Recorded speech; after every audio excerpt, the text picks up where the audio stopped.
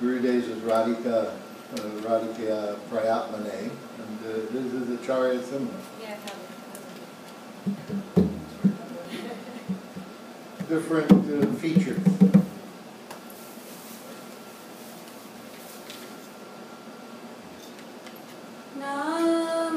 Namo Vishnu Padaya Krishna Prestaya Bhutale Srimate Bhakti Vedanta Swami Niti Namine Namah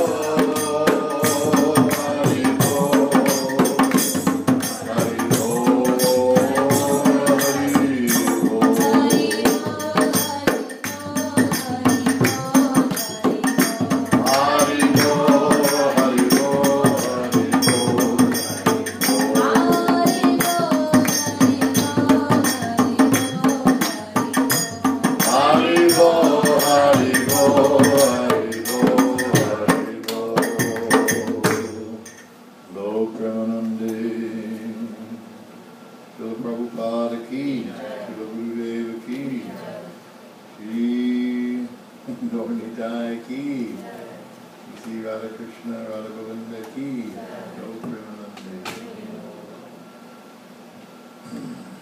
Om Jnanatimidandasya Jnananjana Salakaya Chaksurandalitam Yena Tasmai Sri Gurave Namaha Sri Chaitanya Manavishtam Savitam Yena Bhutale Swayam Rupam Karamaya Vidanti Swapadanti Tam.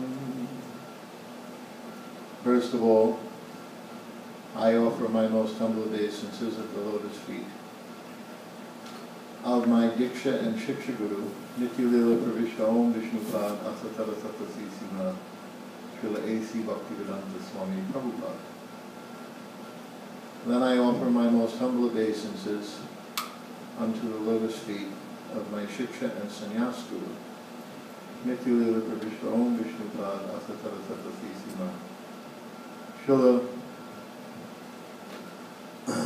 Bhakti Vedanta Narayan Goswami Maharaj.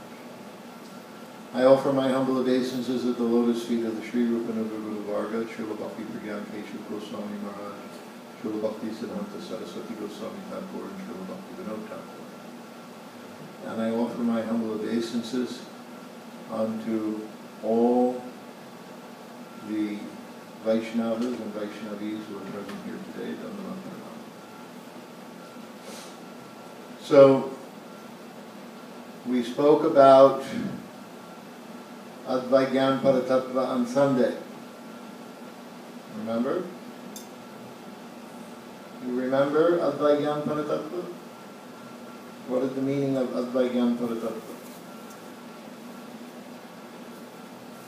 Who can say? There are three things. It means that nothing is.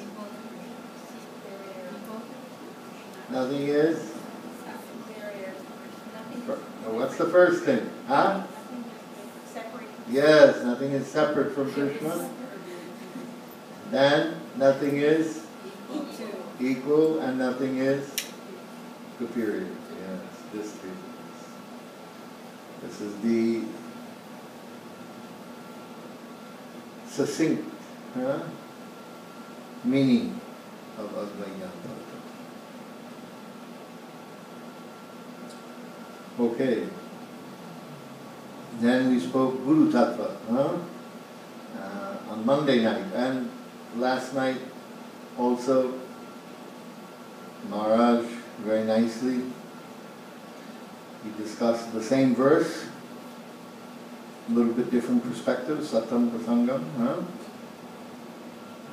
saying the same things but in a few different words. So that was very nice, reinforced the same information again. Then, Tuesday night and last night we spoke about Jiva Tattva. I gave the definition of Jiva Tattva in Tuesday night, and on Wednesday night I explained how the Jiva doesn't fall from spiritual world. So we have all these things we have covered. So today we'll talk about Vigraha, Vigraha Tattva. What is the meaning of Vigraha? Archa Vishnav Shila Dir Gurushu Naramate Vaishnave Jati Buddhi Yasya Narakisa. A person who thinks that the murti is made of stone. Shila. Shila means stone. Archa Vishna. Archa means the murti of Vishnu. Who sees the murti of Vishnu to be a stone. Archa Vishna Shila Dir Gurushu Nara, who sees the Guru to be Nara, ordinary human being.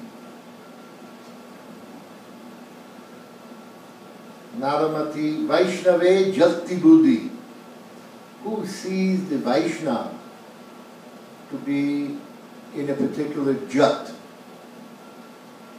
Indian Vaishnava, American Vaishnava, Jati Gosai, this Goswami caste, that Goswami caste, like this. who sees the Vaishnava by bodily designation, Yasyat Narakisa, his brain is in hell. And he will also suffer. This is hellish condition, to be in this consciousness. Huh?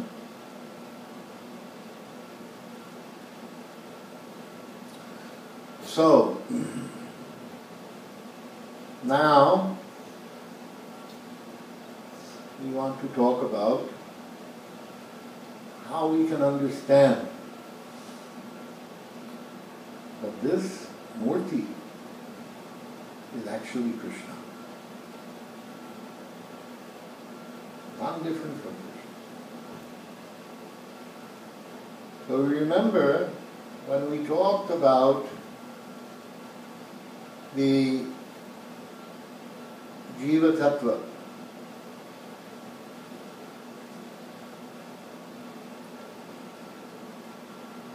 we quoted one verse from Srimad Bhagavatam. Tasmacha vikura tamasach vikuravanat Bhagavat viryachodhitat shabdamatram mabhut tasman navashrutam tu shabdagam. We talked about this verse. When egoism and ignorance is agitated by the sex energy of the Supreme Personality of God, the subtle element sound is manifested, and from sound comes the ethereal sky and the sense of hearing. So here, it is explained, Prabhupada says in the purport, we have to understand very clearly that sound is the beginning of the creation of all material objects for our sense gratification. Remember when we had this discussion? Similarly, if sound is purified, our spiritual necessities are also produced. So we discussed how Lord Brahma, when he recites the mantra that's given to him from Krishna through the flute, Krishna plays the flute, that mantra enters into the ear of Brahma, that is the Gopal mantra and Kam Gayatri, is reciting these mantras, and that kling, which is the same as Om, becomes realized by him. And he realizes all the different aspects of Ka, La, I, Anuswar, Bindu, 5 syllables. Each syllable has different meanings about the form of Krishna, about the conjugal ras between Radha and Krishna, about the 5 flower arrows that Krishna shoots at Radharani, and then about earth, water, fire, air, ether. And when he realizes the meaning of that Kling Bij mantra, then he understands all the mantras that are concerned in the construction of the universe. So then, from that point, he initiates Vishwakarma. And Vishwakarma, by the use of mantras, creates all the planetary systems in the whole universe. What is that?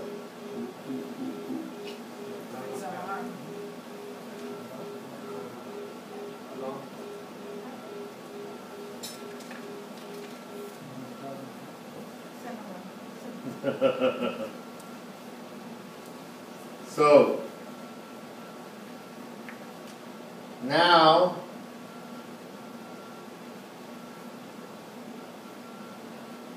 we understand that everything is manufactured by sound.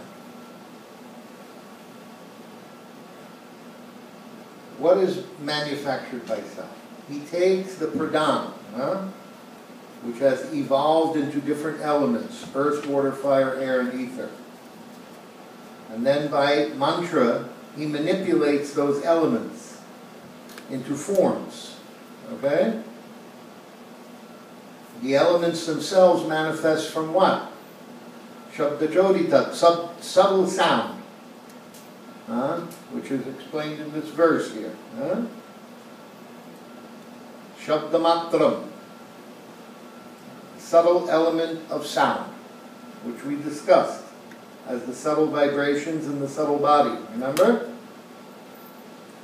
So that's what that and the manifestation of Paramatma in every atom, in between every atom, helps the pradhan, which is undifferentiated energy, matter, evolve into the separate elements: earth, water, fire, air, ether, mind, intelligence, ego, etc. Huh? Then,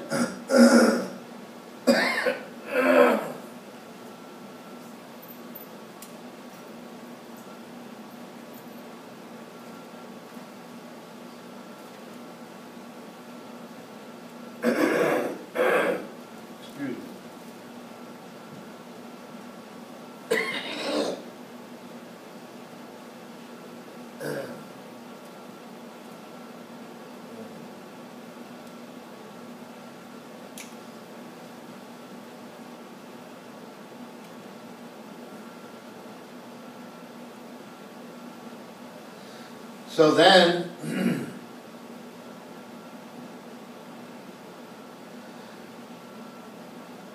we have now all of these elements, and by mantra, by sound vibration,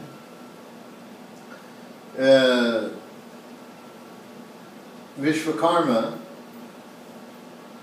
recites the mantras that take all of the different elements and makes them into shapes.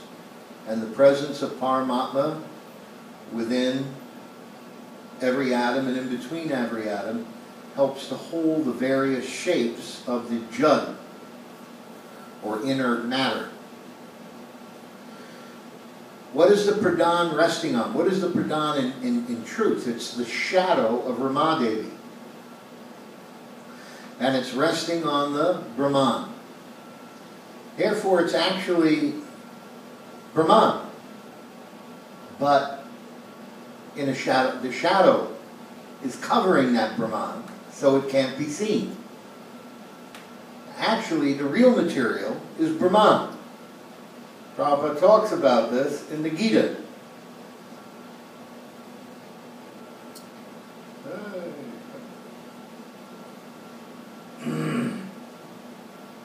In the 4th chapter of the Gita, verse number 24. Brahmarpanam brahmahavir brahmagna brahmana hutam brahmaiva tena gantavyam brahmakarma samadhina. This verse, a person who is fully absorbed in Krishna consciousness is sure to attain the spiritual kingdom, because his full contribution to spiritual activities, in which the consummation is absolute and that which is offered is of the same spiritual quality. So now, in the purport, Prabhupada gives the explanation by which we can understand the transformation. The more the activities of the material world are performed in Krishna consciousness, or for Vishnu only, the more the atmosphere becomes spiritualized by complete absorption. Brahman means spiritual. The Lord is spiritual, and the rays of his transcendental body are called Brahmajyoti, his spiritual effulgence. Everything that exists is situated in that Brahmajyoti. But when the Jyoti is covered by illusion, maya, or sense gratification, it is called material. This material veil can be removed at once by Krishna consciousness. You see what he's saying? Everything that exists is situated in that Brahmajyoti. The spiritual world, the material world, the Karnadak ocean, it's situated in the Brahmajyoti. But when the Jyoti is covered by illusion or sense gratification, it is called material. This material veil can be removed at once by Krishna consciousness. Thus, the offering for the sake of Krishna consciousness. You cook something, you put it on the plate, you offer it to the deity, that's the offering. So this offering, the consuming agent, the deity, because the deity is the one who consumes the offering, the contribution, the consuming agent of such an offering or contribution, the process of consumption, the ritual that we perform to make the offering. Hare Krishna, how are you? Hare Krishna. And the result. What is the result? The result is that thing which has been purified, the prasadam. We offer bhoga, we do the offering, we do the ceremony, we offer it to the deity, it becomes prasad. And the result are all combined together, Brahman, or the absolute truth. The absolute truth covered by Maya is called matter. Matter, dovetail for the cause of the absolute truth, regains its spiritual quality. Krishna consciousness is the process of converting the illusory consciousness into Brahman, or the Supreme. So this is exactly what Prabhupada is saying in the Bhagavatam. We have to understand very clearly that sound is the beginning of the creation of all material objects for our sense gratification. Similarly, if sound is purified, our spiritual necessities are also produced from sound. He says earlier in the purport, it is stated also in the Vedanta Sutra that sound is the origin of all objects of material possession, and that by sound one can also dissolve the material existence. Anavritti Shabdat means liberation by sound. The entire material manifestation began from sound, and sound can also end material entanglement if it has a particular potency. The particular sound capable of doing this is the transcendental vibration Hare Krishna. So when I was giving the lecture on Guru Tattva, I was talking about the transcendental sound that emanates from the lotus lips of the sadhu, and how it dissolves our subtle material body and helps our spiritual form to manifest. But that sound vibration from the sadhu transforms everything. The Murti, the deity of Radha and Krishna, appears to be made of marble or brass or wood. But when the pure devotee recites the mantras and touches the deity and calls Krishna, then that's no longer marble. It becomes transformed. It becomes spiritualized. It becomes Brahman. It becomes Krishna. By sound, it's transformed. So we have to understand that by transcendental sound, everything in this material world can be transformed. We use sound to transform the bhoga into prasad. But it's not a ritual. It has to be done from here. I remember one time when I was in India, so this devotee was serving out lunch. So while he was serving out the lunch,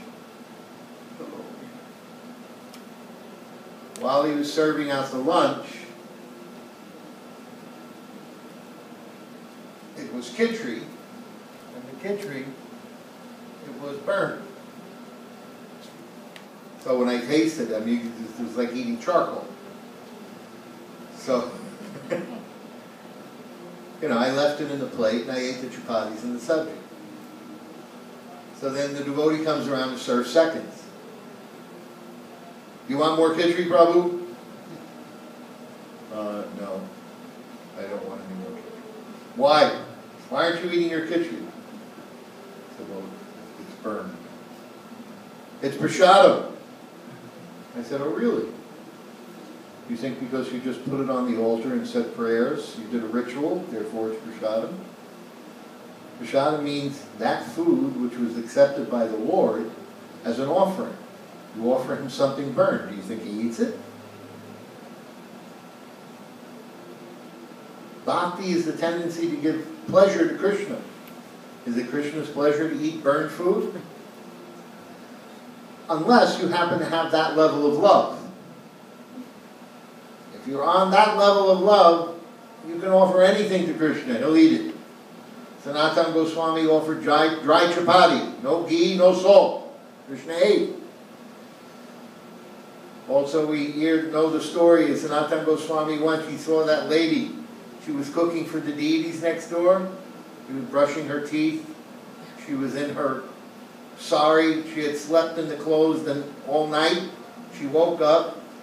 She's cooking the pot of khichdi on the stove, not take bath, dirty clothes, and brushing the teeth with the stick, and then stirring the khichdi like this.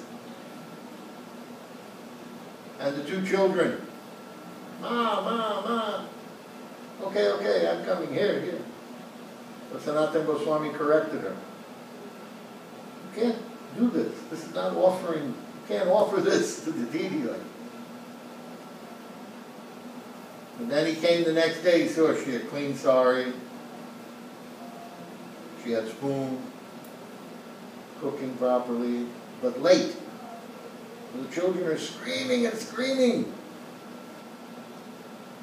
And they said, okay, we don't like this. Yesterday you cook on time, today you didn't cook on time. So then they ran into the temple room. We're not going to wait for this. And they ran in the temple room. The Sanatana Goswami went to see where they went. He saw. They became the deity, Krishna and Balaram.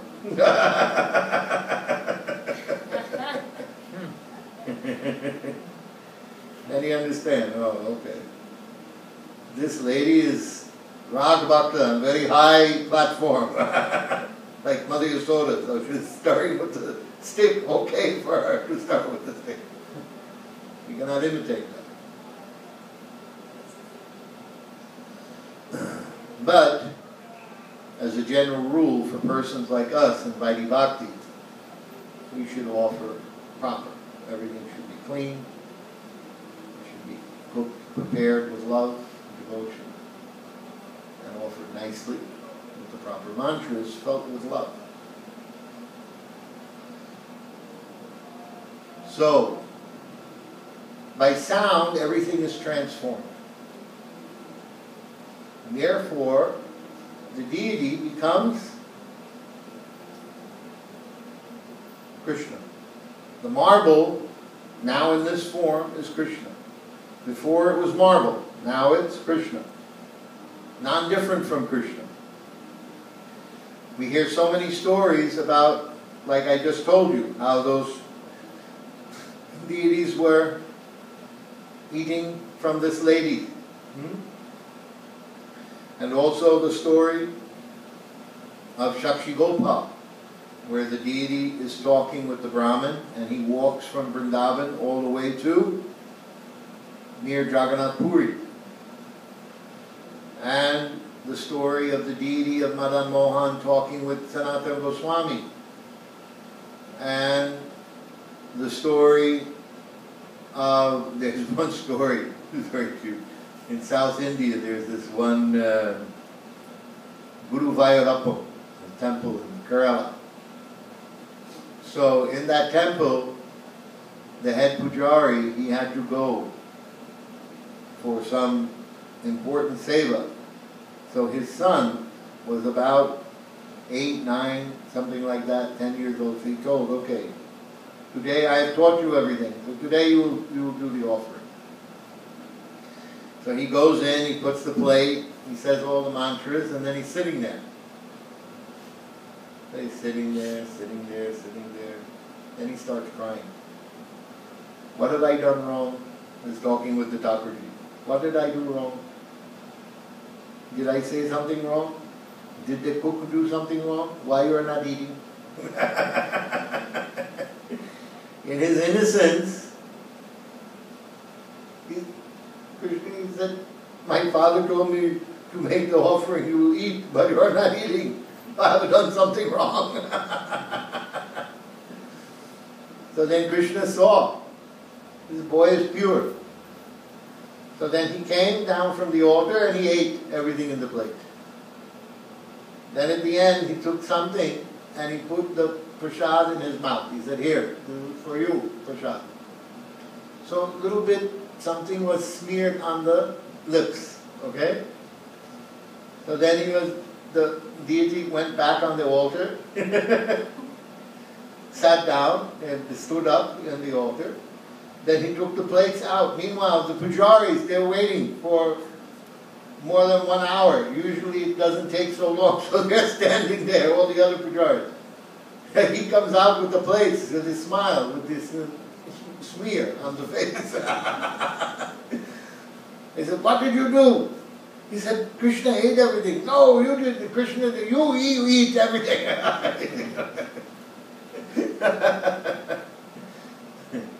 So then the next day, the father, he wanted to check because the boy told him, Baba. Then Krishna sat down, he ate everything. He said, okay, we'll see. So next day, the father let him do the offering again. Then he's looking through the crack to see. And then Krishna again came and sat down. So then he understood that this boy is very pure, that Krishna is. So we see many stories like this. That also the story of Udipi Krishna. You know the story of Udipi Krishna? That there's one man, he was from Chandala caste, low caste. And the Brahmins in Udipi not let him to go inside and see Krishna. Not allowed. So every day he stands at the back of the temple because the Thakurji is facing this way.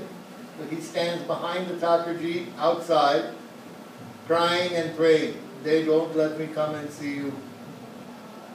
They don't allow me to come and see you. I want your darshan, but they don't let me come and see you. Please bless me. One day I can get your vision. So then one day, that wall, it breaks down, and the Thakurji turns around and gave the darshan to that Chandala. Then after that, they allow everyone to come to temple and take darshan of Krishna. But how it is that Thakurji has done this? Because the deity and Krishna is the same. We must understand. Even I had one personal experience in Africa. We had one Radha Banki Bihari. Prabhupada gave the name Radha Banki Bihari. So when we were,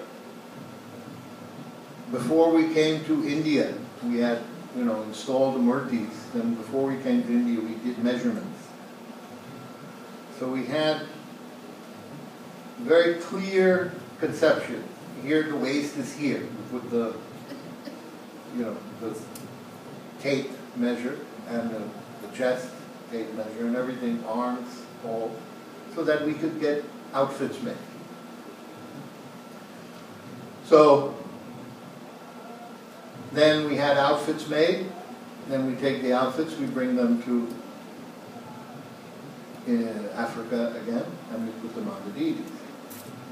So after a couple of months, the Pujari came in to me and said, Bhagavat Prabhu, some problem is there. I said, what?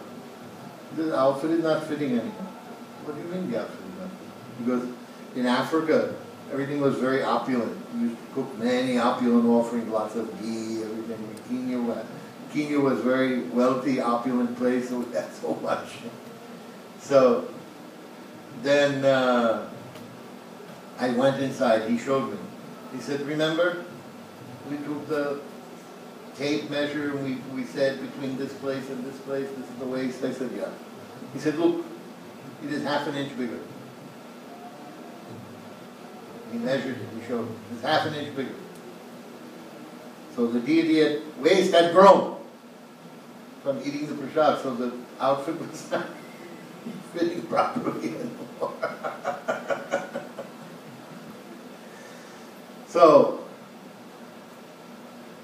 Krishna is not different from the Thakurji. And this is accomplished how? By sound. Sound transforms that which is marble into that which is Brahman. However, very different when we deal with devatas, demigods. In the 5th canto, we have the story about Bharat Maharaj. And he becomes a deer. First he meditates on that deer. When he dies, he becomes a deer. And then after the deer, he becomes Jad Bharat. And when he is living in the life of Jad Bharat, he acts as if he is deaf and dumb, incapable of hearing or understanding anything. He's born into a great Brahmin family, but he doesn't want to get entangled in the material world. So he acts like he's deaf and dumb and he can't remember or understand anything, so that he can internally meditate always on Krishna and not be entangled in the world. So when his father dies, his brothers treat him very poorly. And eventually what they do is they have some land where the crops are growing. So they put one stand over there. Usually they put like a straw person there to make it look like somebody is there watching. So they thought, okay, we'll put him there, because then he's a real person. But he's dumb, so he will stay there all night, and this way no one will steal our crops. So they put him there, and then what happens is some dacoits are coming, and they come through the field to steal things, and they see this person, and they see he's dumb. So they think, okay, we can take this person and offer him to Kali. So what they do is they go there, they take him and they bring him, they capture him, they bind him up with ropes, and they bring him to their cave to offer him to the deity of Kali. So then is a big deity, Durga, with all the arms, the swords, the skulls, everything. So they place him there, and they get one big sharp knife, like a sword. They prepare him, they're all reciting mantras, singing, banging the drums, playing the big wamba, boom, ba boom, ba boom, ba boom, ba boom, like they do in the Kali Mandir. Then they're going to cut the head of that. And then, before they could cut, when he raised the sword, the deity, the Thakurji, explodes.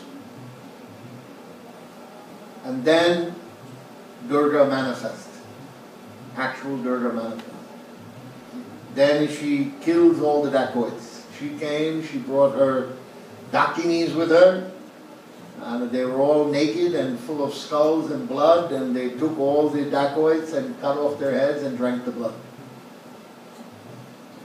And they freed Jad Bharat because he was a great devotee. And she couldn't tolerate seeing a great devotee being killed. So what is the difference here? The deity didn't come down from the altar. The deity exploded. And then Kali appears. Because the deity of Kali and Kali are different. The deity of Krishna and Krishna are the same. When the proper mantras are done, that marble is transformed into Krishna, non-different from Krishna. But the deity of the demigod and the demigod are different. the powers of the demigod from the deity are done from a distance by the deva. And if the deva wants to appear, then the deity must break open and then the deva can appear.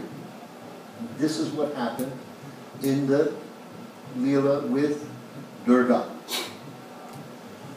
Confirmed. So we see that there is a very big difference. And this is an important thing to understand. Krishna gives very important instructions in the Gita concerning the worship of devas. He says, Ye yatamam prapadyante tam stataiva bhajamiham mama vart manuvartante manushya varta sarva. Everyone, Krishna said, everyone worships me in all respects. Krishna wants the living entity to worship outside of himself. He wants the living entity not to be narcissistic. We think by our own power we will do. The concept of karma kanda. I do my work, I get the results. God is not involved. It's atheistic. The atheist, same thing. You do the work, you get the result. Karma kanda. You do the work, I get the result. God may be there, he may not be there, it doesn't matter. This is karma mimamsa philosophy. You work hard, you get fruits. So when the living entity starts to move out of that conception, even in the lowest levels, like Aborigines, they worship a mountain or a forest. God is happy. Krishna says, when someone worships the devas, I give them faith. Why? Because faith in something greater than yourself is better than trying to believe in yourself alone. So Krishna says, okay, everyone is following my path anyway. So you are worshipping the mountain? Okay. I bless you. Worship the mountain. Higher than that, so you are worshipping Saraswati for education, Ganesh to remove obstacles, or Lakshmi for money, or Shiva and Parvati for husband and wife, or you are worshipping Panchopasana, means Vishnu, Shiva, Durga, Ganesh, and Surya in order to achieve moksha, liberation, impersonal Brahman. If you are doing any of these things, okay, I give you faith. Because at least you are worshipping something greater than yourself. You understand that there is something greater than you, a God, a superior. But you are less intelligent, Krishna says in the Gita, because you don't understand that by worshipping these deities, that they are not giving you any benefits. I am the one giving the benefit, Krishna said. It is through my agency that they get the power to give you blessings. Without me, you are not getting any blessings. The blessings are still coming from me, but you are taking them indirectly. Just like a small child wants to get something for the father, for Father's Day. So the mother gives money. Here's money, you buy a tie for your father. The power is coming from the mother. But the father is accepting, okay, this child is offering something, giving something. So Krishna knows, yes, the father has given the mother to the mother has given the money to the child is giving the money back to the father in form of tie. But the blessing has come from him. That tie, he has purchased it. He is the one purchasing the tie. He is the one giving the blessing to himself. But because some faith is there, okay, I'm happy. You are making some progress. Later, when the child advances, she will work, earn her own money, and buy tie. But later, we will understand. Krishna says in Gita, Yanti Deva, Vrata Deva. If you worship the devas, you will go to devas. If you worship the Pitris, you will go to the Pitris. If you worship the ghost, you will go to the ghost. And if you worship me, you will come to my abode. So, ye yatamam prapadyante tam stataiva bhajami aham. Everyone worships me in all respects. As they worship me, I reward them accordingly. If they worship devas, they go to devas. If they worship the Pitris, ancestors, they go to ancestors. If they worship the ghost, they go to ghost. If they worship me, they come to me. I reward them accordingly. Not that all roads lead to Rome. Yes, I worship anything, all same, all one. All day, everybody I worship, same thing, go to the same place. No. Krishna does not agree with this philosophy. He does not agree to this conception.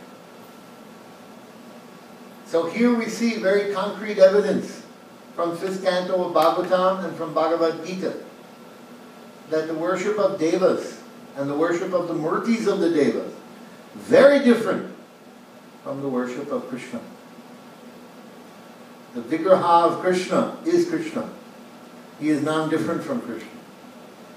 He is Brahman, which has been made into some material element by the mantras of Vishwakarma, transformed back to Brahman. You understand? And who has done that? Sadhu. Sadhu Guru is doing this by his power, by his recitation of mantras. He is calling Krishna. It is stated that when Saraswati Thakur was installing Gandharva Kiridhari in Mayapur, that he went inside with a tulsi leaf, put it on the feet of the Thakurji and said one prayer, and that was it. By this alone, he called Krishna to come.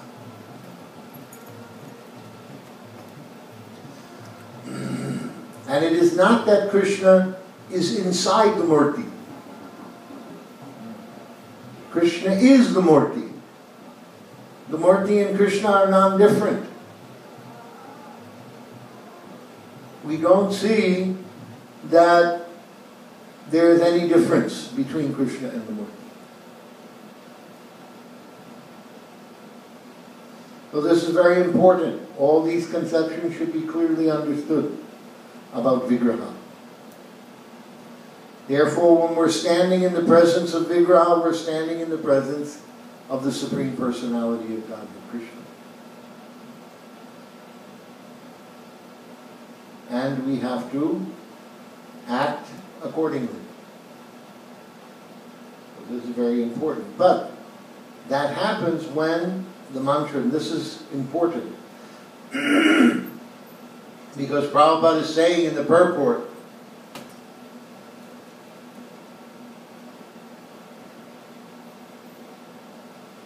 that if the mantra has a particular potency, or if the sound has a particular potency, then it can transform the material back into the spiritual. No?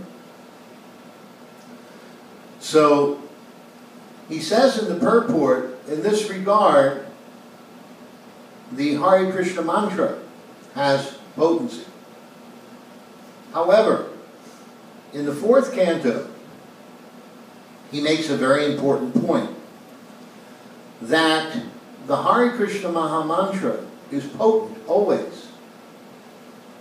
But the reason Lord Shiva comes to give the mantra in this purport in the 4th canto, he's talking about how Lord Shiva gives mantras to the sons of one rishi. He says the reason Lord Shiva is giving the mantra is because when the Guru gives mantra, it becomes more powerful, more potent. So we have to understand very clearly that the recitation of the mantra by the sadhu is what transforms the mantra. And the potency of the recitation of the holy name when you receive the mantra from the Guru is more potent when you do Harinam Sankirtan than when you do Japa. Because when you're doing Japa, you may be chanting Namaparat.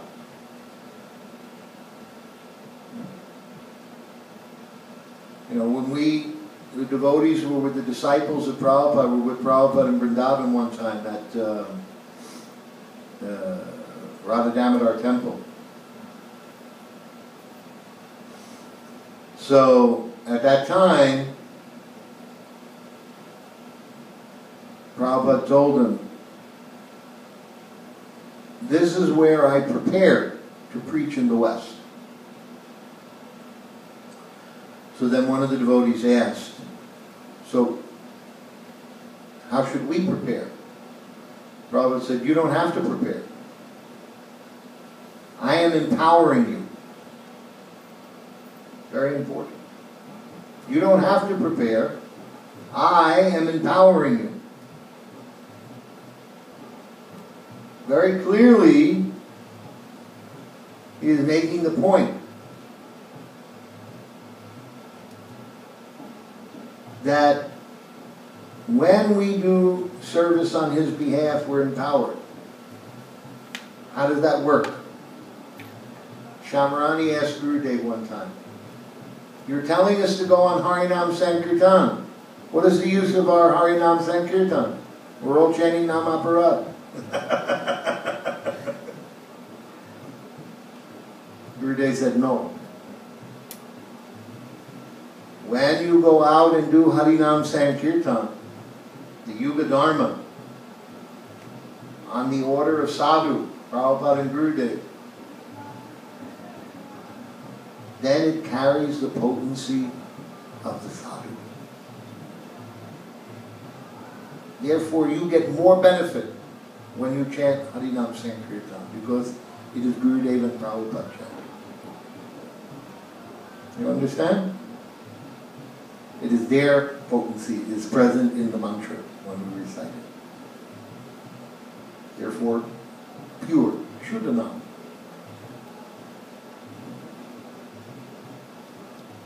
That's why we remember that we will do Harinam Sankirtan in the streets in the old days, in the 60s and 70s. We were doing Harinam, and people would hear us doing Harinam, and they would just come to the temple and then just move in. I did that. I was at Union Square. I had been chanting for about 6 months. I used to play that album from Hair, the Hair musical. They had this one, in the Hair musical, they had one section where they sang Hare Krishna. So every day we used to play that in the morning, me and my friends. We were hippies who also did. Hare Krishna, Krishna Krishna, Hare Hare, Hare Rama. Because it went down, it didn't go up. Hare Hare, Hare Krishna. We would sing this. And we played 2, 3, 4 times. For 1 hour we would sing. So we were singing every day Hare Krishna because we read George Harrison and John Lennon had been talking about it in the music magazines. And we were all performers, guitarists and singers and drummers. We all lived together. So we were all musicians. So we used to read the music magazines and say, look, look, John Lennon is saying we should sing Hare Krishna every day. Sing. George Harrison is singing Hare Krishna. He's making one record, Hare Krishna. So we were singing like this, Hare Krishna. So, by this chanting, gradually I came in contact with the devotees. So they were at Union Square, and they were doing kirtan in the grass. They had a little tent up and everything, and they were serving prasadam. So I was with this girl. So we went over there. I said, look, the Hare Krishnas. They're singing Hare Krishna. George Harrison said we should sing Hare Krishna. So I ran over there, and I went in the tent, and this one girl was there. Her name is Saradia. I don't know if anybody knows her, Saradia. But she's standing there, and I said, can I chant Hare Krishna? She said, sure, you can chant Hare Krishna. Would you like a sweet bowl? And she gave me a Simply Wonderful, which I ate. And then I went and started chanting Hare Krishna. And I chanted for about an hour. And then I sat down and I was talking with this one devotee, Gadadhar. He lived in New Vrindavan. You remember Gadadhar in New Vrindavan? Huh? Yes. He was the first one to preach to me about Gita. He had only joined a few months earlier. So he was showing me, and I said to him, I asked him some question, I said, I want to be a vegetarian. I want to stop eating meat. I want to stop taking drugs. I've been reading about Buddha and Jesus and this one and that one. And it seems like all the great personalities, they don't do any of these things. They achieve enlightenment by meditation and prayer. I said, but I have a hard time. Even I know that I'm not supposed to do it, still I feel like I'm forced to do it. Why is that? So then he read the verse from the Gita where Arjuna says, sometimes I feel impelled to act against my nature, even though I don't want to behave like this. I feel forced. So then Krishna says, it's lust and lust alone, born of the modes of material nature. But one can conquer this by surrendering to the practice of Bhakti Yoga. So when he read that, I said, wow, my question is in this book. Huh? I became very excited. So then I asked him, I said, so where do you live? So he said, oh, we have a place. We all live together. I said, really? I said, can I go there? He said, sure. I moved in that night. I brought the girl home, I dropped her off at the house, and I came back and moved into the temple. So this is the power of Prabhupada. Prabhupada's chanting was there. His recitation of the mantra was present there. That's what captured me. Because in the Yuga Dharma, when you perform the Yuga Dharma under the order of the sadhu is present. His potency in the mantra is present. So the mantra becomes more potent when you do Harinam than when you do your own japa. But this is the power of Harinam Sankirtan. And the mantra becomes more potent when we receive it in Diksha, initiation from the sadhu. Many of us have had the experience that we were chanting, right, before we got Diksha. But after the Diksha, we all noticed an increase. Why? Because the mantra has more potency. Prabhupada said in the purport. Right? You also experience an increase in potency? We experience it because the fact of the matter is that the Guru adds potency. So this is the important things that we have to understand about the transformation of the material into the spiritual through transcendental sound. And this applies also to the Vigraha, to the deity.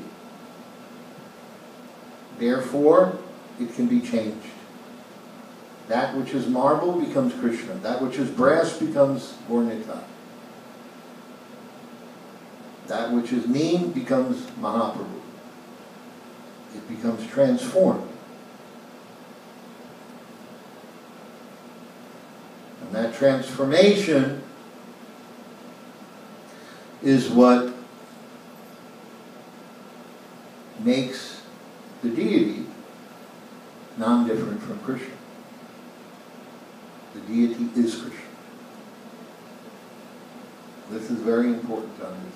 By understanding this, then we can understand how to receive the mercy of Krishna. How we can serve the deity properly. This all goes under the guidance of sadhu.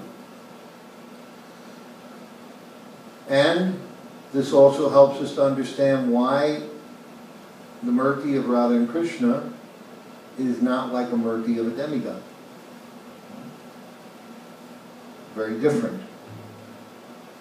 And this is how we can understand that by worshipping Radha and Krishna, then we actually get the greatest goal, the greatest good. If we worship a deva, we'll go to the deva. If we worship the Petris, we go to the Petris. If we worship the ghosts, we go to the ghosts. If we worship Radha and Krishna, we go to their abode. This is clearly stated in Gita.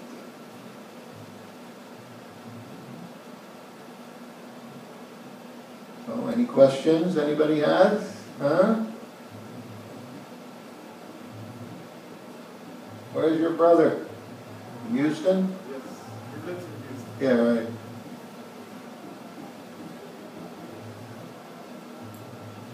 You have a question, Yogendra? No. You understood everything? What about you, Vishaka?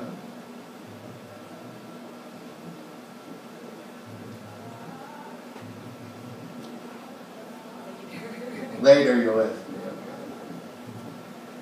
You have a question? No, you. Yeah, you. No. Doctor, I saw you shaking your head throughout the lecture. You agreed with my conclusions? 100%. Huh? 100%. 100%. Okay, very good. Yes, Neela Madhava has a question. So Maharaj, this is true as Krishna is the Murti. Yes. So the expansions then, we have Panch Tattva, Gaunitai, this is all the same. Yes. Going up to... But in Panchatattva, there are different aspects. Okay. Mahaprabhu is Radha Krishna. Nityananda is Balaram. Advaita is Mahavishnu. So this is all Vishnu Tattva. Gadadhar is Radharani. This is Shakti Tattva. And then Srivas is Narada Muni. So this is Jiva Tattva. And that's different. But there still is. Huh? We would say that when we see Panch Tattva installed, Yes. it means there still is. Because Radharani, Gadadhar is Radharani, so Shakti, okay. And Narada Muni is Shuddha Bhakta. So the sadhu is also, when his murti is there, his picture is there, he is there, he is present. So, Prabhupada is said like that. yeah. You will worship the picture of the Guru. Non-different from worshiping the Guru. But yes, for a pure devotee, there's no difference between Murti and pure devotee. And then, so any Vishnu tattva, really. So like even Nrsingadev, Yes. Lord Ram, Yes. Ram, Lakshman, Hanuman. Yes. Even Hanuman. Well, Hanuman again, he is Bhakta. So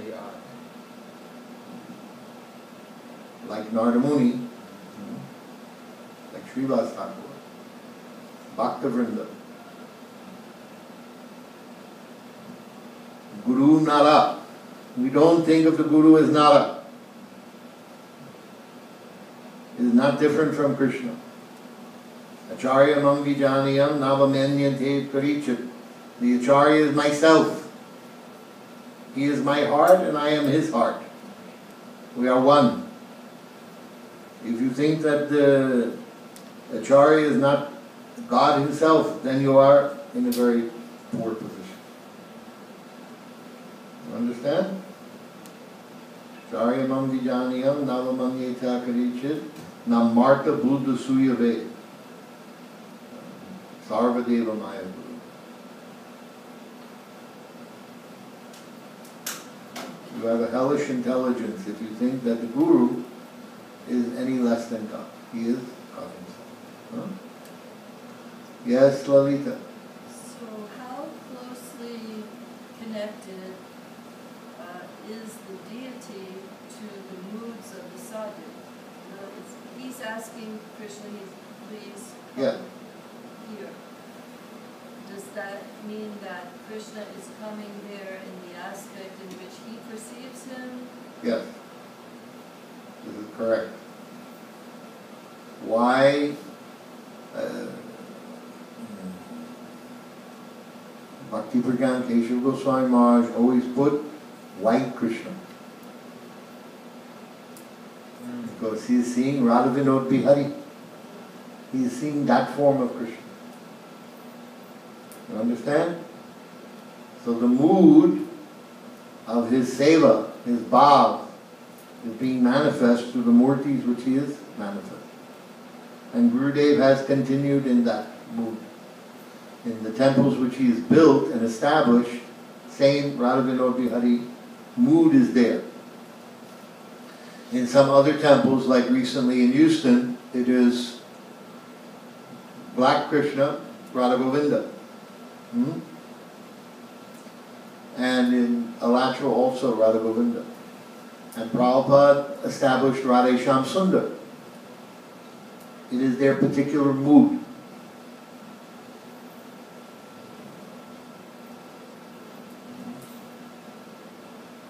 So whose mood are the Houston moods? I was what? In Houston, what mood? I was with Gurudev once. When we were trying to establish the Houston temple. I was there in Houston for almost 2 years. So there was a large community of Arisans. And I was trying to bring the Arisans in because they had tried to build a temple, but they couldn't get quite enough funds to do so. So they had a large bank account of money. I was thinking, if we can pull this group in to work with us, then we can pool our resources together, and between the money from the two groups, we can build a temple. So part of the negotiation was Jagannath, Baladev, and Subhadra are going to be on one of the altars. Okay. So I approached Gurudev about this. So I said, so is it okay that we put Jagannath, Baladev, and Subhadra on one altar and Radha Govinda in the middle altar, and for Arun Verma and his people we put, Ram, Lakshman, Janaki in the other altar. He said, yes, Arun wants Ram, so we put. And so then I said, so can we put Jagannath, Baladev, and Subhadra? So he wanted to teach me something. So he said to me, sure, you can put who else you want. Durga, Shiva, Ganesh, Hanuman, how many people you want there? I said, no, we're just Jagannath Baldev Subhadra we're going to put there. Why? Why? You know, we used to say, why? I said, but Gurudev, you gave us that book, you know, Rath Yatra, the stories of Rath Yatra. I gave you that book because you all wanted it. I said, but your Guru Maharaj has Jagannath in Navadvip and Jagannath on the altar in Navadvip and Jagannath on the altar in Mathura. Your Guru Maharaj put Jagannath on the altar. He put Jagannath on the altar, but that doesn't mean anything. That's just to attract some people. But Gurudev, your Guru Maharaj held Rath Yatra in Navadvip. And that's the whole thing about the dispute between you and... We put Radha Govinda on the cart. I'm like, you know. So it's like with each argument that I presented in favor of Jagannath, he started shouting louder and louder, and he became more intense. He said, try to understand what I'm giving you. I'm giving you Radha Govinda Mahaprabhu. Try to see what's in my heart. What's in my heart is Radha Govinda Mahaprabhu. Try to understand this. This is what I'm giving. Don't divert your attention elsewhere. Focus here. You follow?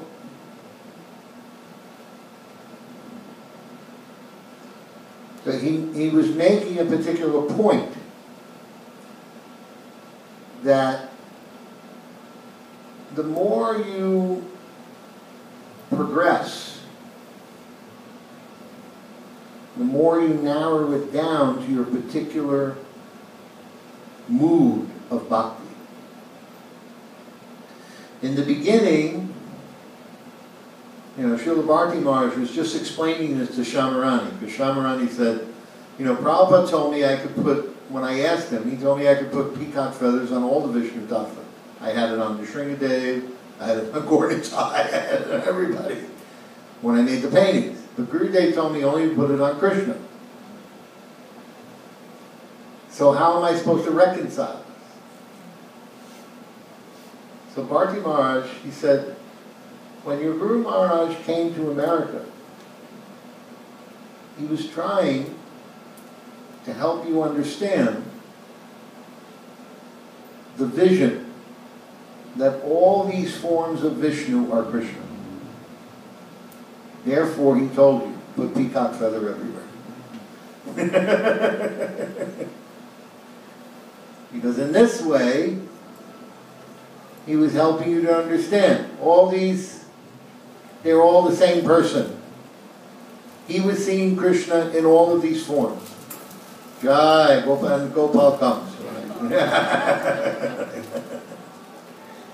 He was seeing Krishna in all these forms. He said, but then, when Narayan Maharaj came, he was trying to help you focus on this mood, particular mood. Don't disturb the mood of Mahaprabhu with peacock feather. He's not in that mood of Gauranga Naga enjoyer. Don't disturb Nrsingadev with peacock feather. Don't disturb any of these forms with peacock feather. Focus. Peacock feather is only Krishna. Brajendra Nandan Shah. So he said both are right. The sadhu was never wrong. According to time, place, and circumstance, he's trying to teach something, he's making adjustments. So Gurudev was trying to give me his mood. Try to see what's in my heart, he said. Radha Govinda Mahaprabhu. Try to see what's in my heart. He was trying to give me what was in his heart. Don't be distracted. Here, there, here, there. You follow? Does that help clarify the whole? So he imbibed the mood of his Gurudev, Radha Vinod Bihari, but he also had his mood of Radha Govinda, which he put murtis of Radha Govinda in many places. And Prabhupada's mood was Radha Shyam Sundar. And you hear that, you listen, Gaur Govinda Maharaj talks about Krishna in a certain way. That Krishna looks like this, and this color, and this form, and this age. And Prabhupada talks about it a little differently, and Gurudev talks about it a little differently. They each talk about Krishna a little bit differently, because they have a very highly individualized relationship with Krishna. And he appears to them in that particular way. Srila Prabhupada once looked at that Sharma painting of Krishna standing with Radharani offering flowers at the feet, and he said, this color, that dark color, he said, this is Krishna. But what do you call it, the Seva Kunj painting that Shamarani made, Gurudev told him, this is the color of Krishna. Which color is Krishna? That one or that one? According to the devotee, that's how he sees Krishna, this color or that color. But therefore Prabhupada saw that very dark complexioned Krishna, he has Radha Shyam Sundar. Gurudev sees a different complexion on Krishna. So he's got Radha Vinod Bihari and Radha Govinda. They're all seeing a little differently. Same personality, but appearing in the particular mood, form, age, etc., that pleases the heart of the devotee.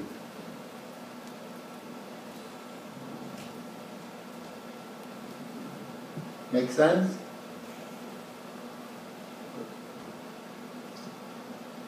Other questions? Are you clear about Vigraha tattva now? You understand the difference between Krishna is non-different from his Murti form, that Krishna and the Murti are the same? Is the demigods and the Murtis the same? Where did the demigods get their power from? Krishna.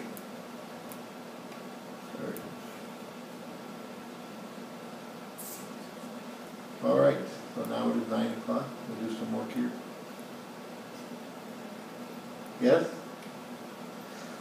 Hare Krishna, Krishna Krishna, Hare Hare, Hare Rama, Hare Rama, Rama Rama, Hare Hare.